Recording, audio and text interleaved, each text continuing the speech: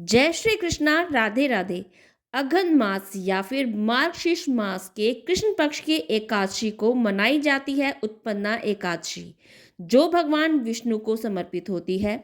इस दिन भगवान विष्णु व माता लक्ष्मी जी की पूजा की जाती है, जिससे घर के अंदर सुख व समृद्धि आती है और वंश वृद्धि होती है।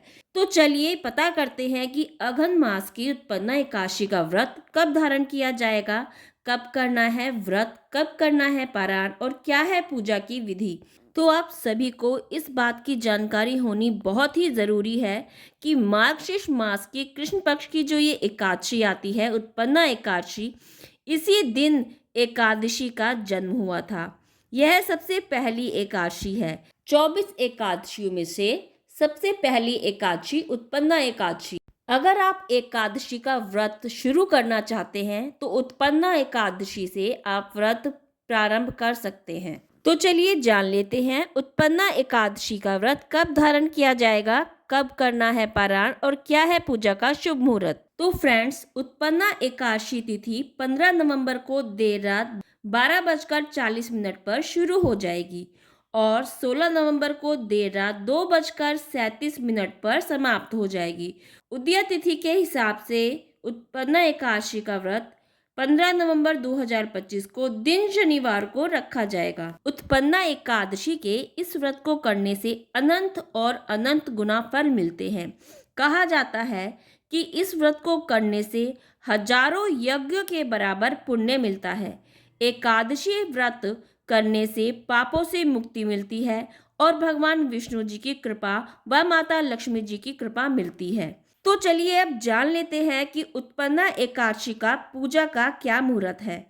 ब्रह्म मुहूर्त सुबह 4:58 से लेकर सुबह के ही 5:51 तक है और जो अभिजीत मुहूर्त है वो है सुबह 11:44 से लेकर दोपहर के 12:27 तक। अब जान लेते हैं कि विजय मुहूर्त कब है।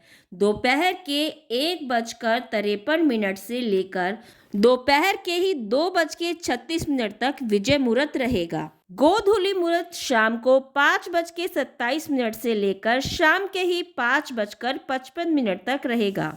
अब जान लेते हैं अमृत काल का मुहूर्त। तो दोपहर के 3:42 से लेकर शाम के 5:27 तक अमृत काल का मुहूर्त रहेगा। तो चलिए अब जान लेते हैं उत्पन्ना एकादशी के व्रत व पारायण का क्या शुभ मुहूर्त है।